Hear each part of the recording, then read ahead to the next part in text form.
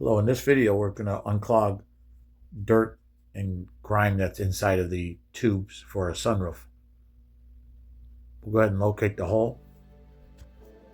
We'll run the brush down inside of the tube.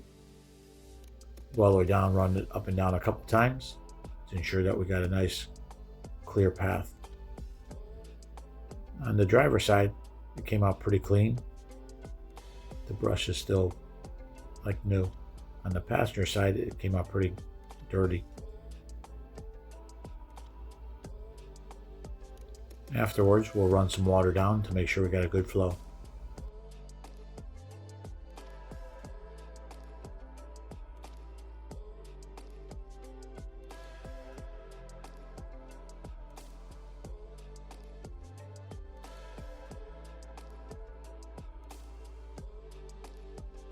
The water is exiting just behind the tire and the wheel well.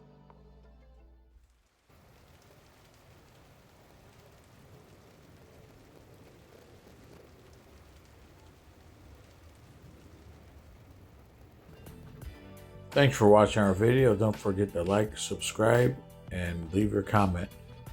We'll leave links for the product down below. Take care.